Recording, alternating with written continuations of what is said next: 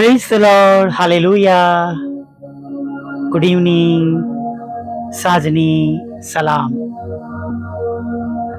પ્રભુ બાપ તમને બધાને આ સમયમાં પુષ્કળ આશીર્વાદ આપો. તેમના પ્રેમ, તેમના આનંદ અને શાંતિથી ભરી દો. હાલેલુયા. Praise the lord.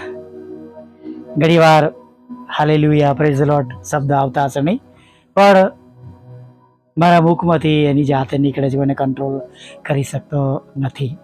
સમજ આવું છું. એના માટે પણ જે કંઈ ઈશ્વરનો પ્રેમ આપણા હૃદયમાં છે એને પ્રગટ કરવો પણ જરૂરી છે, નહીં? હાલેલુયા. ઘણીવાર જીવનમાં એવો સમય આવે છે કે ઘણું દુઃખ હોય, તકલીફ હોય, મુશ્કેલીઓ હોય, ચિંતા હોય, અને મુશ્કેલીઓમાંથી પસાર થતા હોય અને પાછી બીજી મુશ્કેલીઓ આવી જાય, નહીં? એવો પણ સમય આવે છે. ડીએલ મૂડી બહુ પ્રખ્યાત વ્યક્તિ બની ગયા, આપણે જાણીએ છીએ. તેમના પિતા મરણ પામ્યા ત્યારે તેમની વિધવા પત્ની, જેમને 9 બાળકો હતા, અને આવી કપરી પરિસ્થિતિમાં તેમણે આ પરિસ્થિતિમાં બાળકોનું ભરણપોષણ કરવાનું તેમણે ઉપાડી લીધું. ચોક્કસ ઘરમાં ગરીબાઈ હતી. 9 બાળકોને શું ખવડાવવું તે એક મોટો પ્રશ્ન હતો. અત્યારે તો એક બાળક માટે પણ તકલીફ થઈ જાય ને. પછી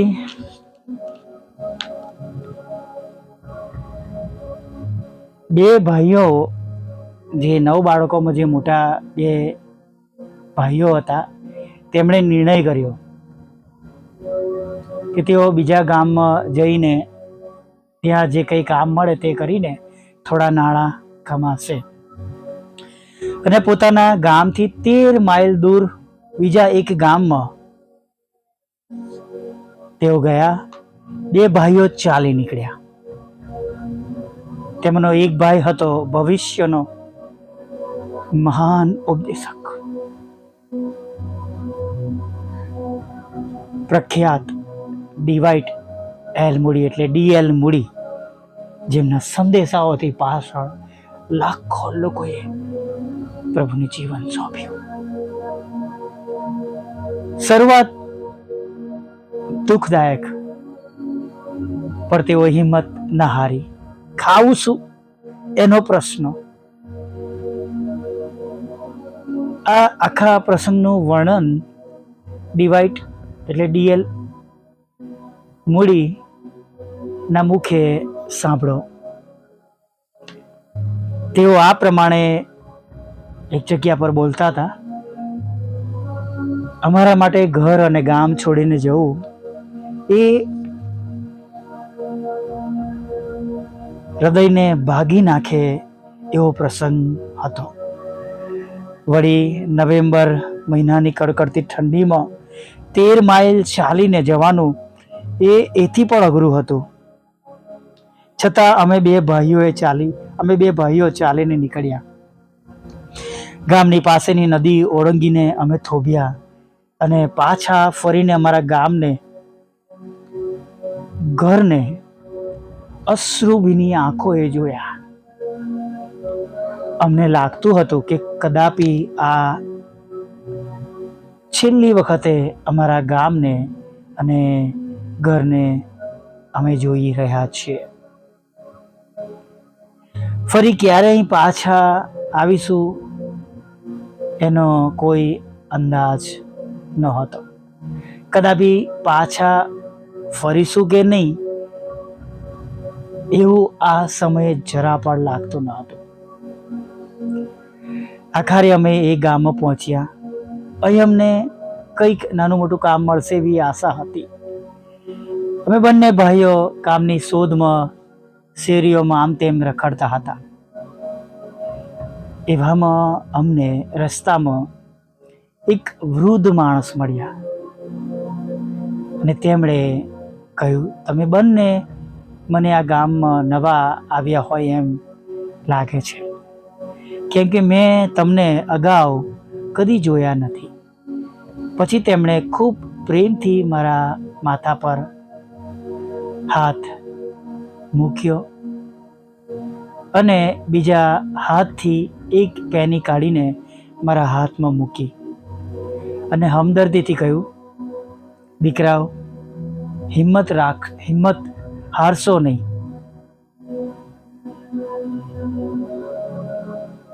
જો કે તમને પૃથ્વી પર પિતા નથી, પણ આકાશમાં તમારો બીજો એક પિતા છે જે તમને ખૂબ ચાહે છે અને તે તમને કદી તજી દેશે નહીં. ડીએલ મૂડી તેમના મરણ સુધી આ વૃદ્ધ માણસની મદદ, ઉત્તેજન અને પ્રેમાળ શબ્દો કદી ભૂલ્યા નહોતા. તેમણે કહ્યું કે જ્યારે અમારે હિંમત અને ઉત્તેજનની ખરેખર જરૂર હતી, ત્યારે જ આ વૃદ્ધ ખ્રિસ્તી માણસે અમને એ પૂરા પાડ્યા. Praise the lord. ઘણી વાર વાલા મિત્રો, આપણા જીવનોમાં એવો સમય આવે છે કે આપણે એકલા પડી જઈએ, હિંમત હારી જઈએ, અનાથ થઈ જઈએ, બધું ગુમાવી દઈએ. જેમનો સહારો હોય એ સહારો ગુમાવી દઈએ. પણ વાલા મિત્રો, ગભરાઈએ નહીં, નિરાશ ના થઈએ, દુઃખી ના થઈએ. સ્વર્ગમાં એક આપણા પિતા છે જેમણે કહ્યું છે કે હું તમને અનાથ મૂકીશ નહીં, હું તમને છોડી દઈશ નહીં. એ પિતા કે જે કદી કોઈને કાઢી મૂકતા નથી. આપણા જેવા મનુષ્ય નથી. આપણે ગુસ્સામાં પણ કોઈને ગમે તેમ કહી શકીએ છીએ, પણ તેઓ ક્યારેય આપણા પર ગુસ્સો કરતા નથી. આપણા પર હંમેશા પ્રેમ રાખે છે. હાલેલુયા. દુઃખી છો, હતાશ છો, નિરાશ છો, ચિંતિત છો, પણ ચોક્કસ યાદ રાખજો, ડીએલ મૂડી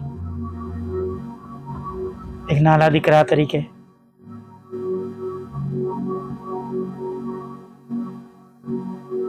એમના પિતાના અવસાન બાદ પોતાના ભાઈઓનું અને માનું ભરણ પોષણ કરવા માટે ઘર છોડીને નીકળી ગયા.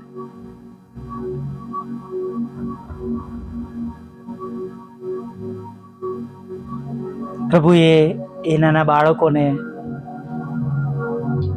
સંભાળ્યા અને તેમના પર હેત રાખ્યું. અને આપણે જાણીએ છીએ ડીએલ મૂડી જેમનું બચપન દુઃખો, તકલીફો, મુશ્કેલીઓ વચ્ચે પસાર થયું, પણ જ્યારે મરણ અવસ્થા પર હતા, વૃદ્ધાવસ્થામાં હતા, ત્યારે સફળ પ્રભુના સેવક હતા. હાલેલુયા. આજે ભલે આપણે મુશ્કેલીઓમાં, દુઃખોમાં, તકલીફોમાં રહ્યા, પણ પ્રભુ આપણને પણ આપણા જીવનમાં, આપણા કુટુંબમાં, આપણા પરિવારમાં સફળ બનાવી દે છે, સફળ બનાવી શકે છે. બસ આપણે તેમનો હાથ કદી છોડવાનો નથી. જો પ્રભુને અગ્રસ્થાને રાખીશું, જગતની બાબતોને નહીં વાલા મિત્રો, જગતનો સાથ રાખવામાં જો પ્રભુનો હાથ છૂટી જાય તો તેનાથી કોઈ ફાયદો નથી. અથવા જગતનો સાથ અને પિતાનો હાથ, આકાશવાળા પિતાનો હાથ, એ બંને સાથે પણ કઈ કામ લાગશે નહીં. જો પ્રભુને માટે કંઈક છોડવું પડે તો છોડી દેજો, કેમ કે પ્રભુ કહે છે જે કોઈ મારા માટે પૃથ્વી પર છોડે છે એને આકાશમાં મળશે. હાલેલુયા. Praise the lord. આ એક નાની પ્રાર્થના સાથે આગળ વધીએ. ભલા પ્રભુ, અમે તમારી સ્તુતિ કરીએ છીએ. અમે તમારો પુષ્કળ આભાર માનીએ છીએ પ્રભુ. પ્રભુ, આજની સાંજની પ્રાર્થનામાં તમારી આગળ નમી જતા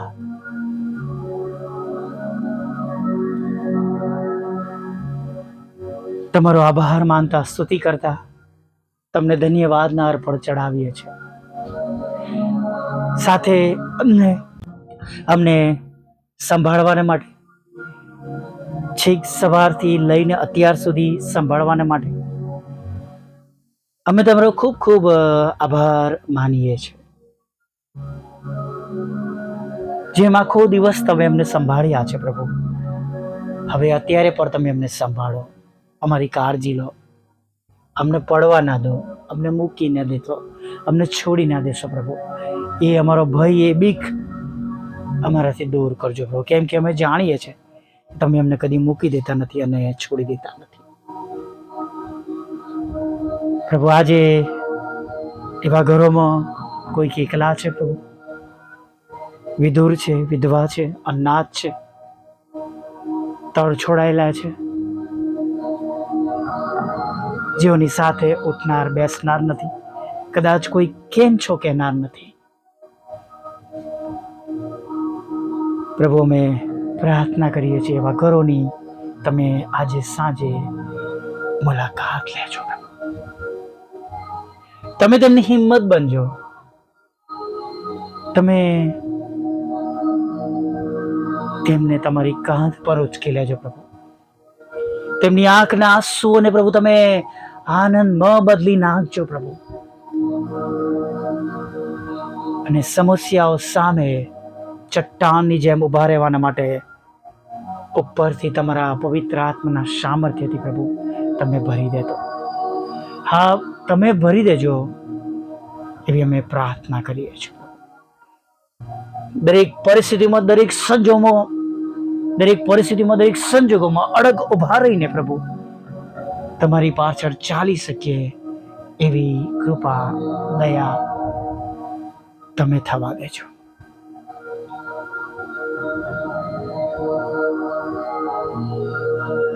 પ્રભુ, તમારું પવિત્ર ભલું નામ જગતમાં બધા જ જાણે, તમારો અનુભવ તેમને મળે એના માટે અમે પ્રાર્થના કરીએ છીએ. તમારી ઓળખ મળે, તેમનો આત્મા નાશમાં ન જાય પ્રભુ, એવું થવા દો પ્રભુ. પ્રભુ, પ્રાર્થના કરીએ છીએ જેઓ જગતના રસ્તાઓ પર છે, જાત જાતના નશાઓમાં છે, વિચારમાં છે પ્રભુ, અને તમારાથી દૂર ગયા છે, તમારો માર્ગ મૂકી દીધો છે. ત્યારે પ્રાર્થના કરીએ છીએ પ્રભુ, તેઓને પશ્ચાતાપ થાય, તેઓ પાછા ફરે એવું તમે થવા દો. તેમનો નાશ ન થાય યોહાન 3:16 પ્રમાણે એવી પ્રાર્થના કરીએ છીએ પ્રભુ. પ્રાર્થના કરીએ છીએ તમામ માદાઓ જ્યાં કઈ પૃથ્વી પર છે પ્રભુ, હોસ્પિટલોમાં છે, અલગ અલગ ઘરોમાં છે પ્રભુ, વિનંતી કરીએ છીએ તેમને તમે સાજા કરજો. સાથે પ્રભુ, અત્યારે તમારા લોકોને અલગ અલગ રીતે, અલગ અલગ જગ્યાઓમાં, જોબમાં, બિઝનેસમાં, કે પ્રભુ હોસ્પિટલોમાં કે બીજી જગ્યાઓમાં હેરાન કરવામાં આવી રહ્યા છે પ્રભુ. ત્યારે પ્રાર્થના કરીએ છીએ પ્રભુ, તેઓની તમે હિંમત બનજો. જે એલિગેશન્સ, ખોટા તોમતો, ખોટી બાબતો ઉપચાવી કાઢીને પ્રભુ તેમના પદથી, જોબમાંથી દૂર કરવામાં આવી રહ્યા છે, એવા સર્વ લોકોની સાથે તમે રહેજો પ્રભુ. અને પ્રભુ, આ સમયમાં તમે તેમની હિંમત બનજો, તેમના ઘરનું ભરણ પોષણ કરજો પ્રભુ. તેમના બાળકોને પ્રભુ ભણવામાં અને પ્રભુ આ પરિસ્થિતિમાં તમારી પાસે ચાલવામાં તમે મદદ કરજો. એ ઘરની સંપૂર્ણ જવાબદારી તમે ઉપાડી લેજો પ્રભુ. પ્રાર્થના કરીએ છીએ જેમને વિદેશ જવું છે પ્રભુ, એમને વિદેશ દોરી જજો પ્રભુ. તમારી સેવિકાના ખેતરમાંથી કડવા નામો નીકળી જાય એવી પણ અમે પ્રાર્થના કરીએ છીએ પ્રભુ. પ્રાર્થના કરીએ છીએ પ્રભુ, એ બંને મકાનો પણ વેચાઈ જાય પ્રભુ. પ્રાર્થના કરીએ છીએ પ્રભુ પિતા, તમારા બાળકો જુદી જુદી પરીક્ષામાં સારા માર્ક્સથી પાસ થાય પ્રભુ. અને પ્રભુ, જેઓ તમારા સેવક અને સેવિકાઓ છે તેમને પણ તમારી પાસે લાવે છે આ સમયો દરમિયાન, તેમની મિનિસ્ટ્રીનું, તેમના ઘરનું, તેમના બાળકોનું તમે ભરણ પોષણ કરો. અમારી મિનિસ્ટ્રીમાં પણ પ્રભુ તમારી કૃપા થવા દે. જે કંઈ ગુમાવ્યું છે એ બમણા આશીર્વાદ સાથે પાછો આપો. જે લોકો સતાવી રહ્યા છે, હેરાન કરી રહ્યા છે પ્રભુ, રૂકાવટ નાખી રહ્યા છે, તેમનાથી બચાવો, તેમના મનને બદલો, તેમને સાઉલમાંથી પાઉલ બનાવો. હાન્નાની જેમ પ્રાર્થનાવાદીઓ પ્રભુ તેમને બનાવી અમે પ્રાર્થના કરી છે. છેલ્લી બાબત માગી છે વાહનના રૂપમાં, એ પણ અમે પ્રાપ્ત કરી શકીએ એવું તમે થવા દેજો પ્રભુ. તમામ દુઃખીઓના દુઃખને દૂર કરજો પ્રભુ. હમણાં સુધી થયેલા પાપોને માફ કરજો. રાત્રે મીઠી નિંદ્રા આપજો, રક્ષણ આપજો, ખોરાક વસ્ત્ર પણ આપજો, અને સવારમાં તમારું ભજન કરતે લઈ આવજો. માગતા પ્રભુ ઈસુમાં આટલું સાંભળો, દેવ આપ માન્ય કરજો. આમીન, આમીન, આમીન.